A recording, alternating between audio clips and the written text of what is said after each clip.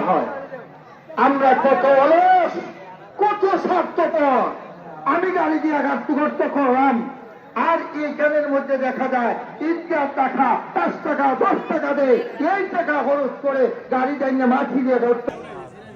পবিত্র ঈদ উল ফিতরের নামাজ, আসলে ঈদগার বিষয়টা হইল একটা আজকে আলাপ করার সময় নাই, তবু আমি একটা বিষয়, এরা যে পরিকল্পনার মধ্যে দোষ, যে কারণে ঈদগার পবিত্রতা রক্ষা করা সম্ভব হয় নাই।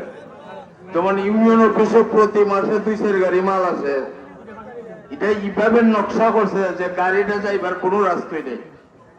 এক পর্যায়ে দেখা গেছে জনগণ ঈদগাহ বাঙ্গাল লাগি উপস্থিত হইয়া 2-3 জায়গায় বাঙ্গা লাইছে। আমি আতো দৌড়া ভাও দৌড়া বসি পবিত্রতাকে বাঙ্গ না। এটাই একমাত্র সুবিধা হইল, এদিকটা রাস্তা হইলো 4-5 দৌড়া যা আছে সব মানুষ যোগাযোগ, এটা করে দিয়েছে বন্ধ। এদিকটা ঈদগার ভিতরিটা সব গাড়ি যেমন লাগে বাজারের ভিতরে, যতকাল পর্যন্ত ঈদগার পবিত্রতা রক্ষা করতে হইলে আগে দেওয়ার রাস্তা ক্লিয়ার করে দিলে ঈদগার পবিত্রতা রক্ষা হইব।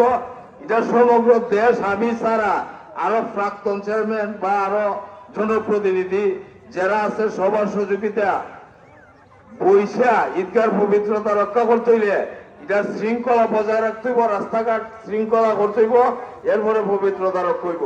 আসসালামু আলাইকুম ওয়া রাহমাতুল্লাহি ওয়া বারাকাতুহু। ঈদ মুবারক। আলহামদুলিল্লাহ, আল্লাহ সুবহানাহু ওয়া তাআলার অশেষ রহমতে আমরা সিয়াম সাধনার পর পবিত্র ঈদের জামাতে আমি উপস্থিত হতে পেরেছি।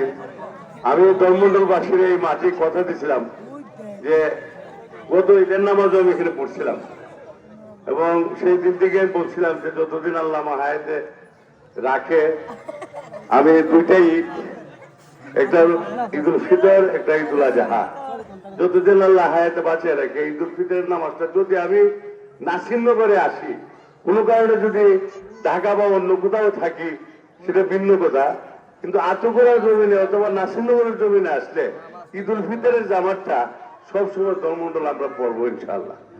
সেই কথার প্রেক্ষিতে যেহেতু আমরা মুসলমান, জবানটাই হলো প্রধান, মনের অবস্থা শারীরিক অবস্থা যাই থাক, জবান রক্ষার্থে আজকে আসছি আপনাদের দোয়া নিতে।